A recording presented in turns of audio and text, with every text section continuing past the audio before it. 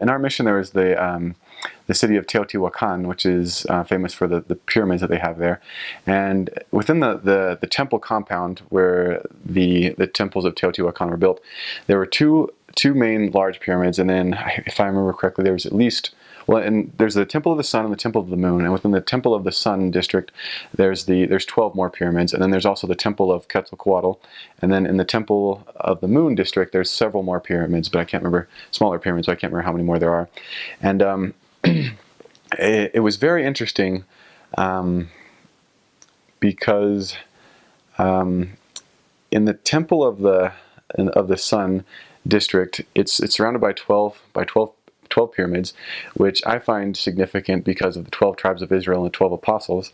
And not only that, but because in the center of the compound, at the lowest section, so the compound consists basically of the pyramid of the sun at the far end, rising high above everything else, and then a ridge around the outside that surrounds everything, kind of like a giant bowl made of the 12 smaller pyramids. And in the middle, it's kind of like a small valley. At the center of the small valley is a further indentation that they created,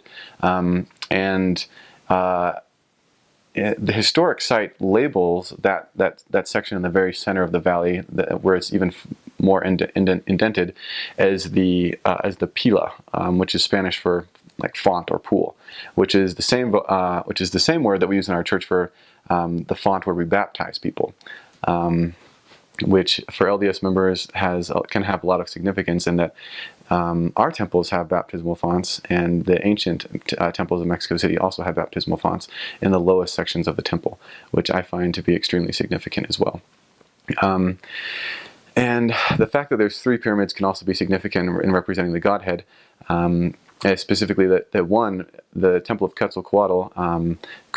could be tied into Jesus Christ being one of the members of the Godhead, as Quetzalcoatl is often considered a symbol of him. And that temple itself was just quite beautiful, just to see that they had all these just different correlations and to the Judeo-Christian faith. I thought that was pretty fascinating, and even and especially they correlated so much to the current faith of the Church of Jesus Christ of Latter-day Saints, and so that was extremely fascinating. And they have a museum there of relics that they've extracted from the archaeological sites of that temple, and a lot of those also appeared to have a lot of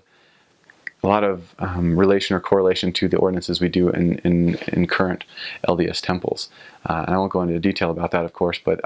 there's quite a possibility for connections there as well. So that was a pretty interesting place for me to visit.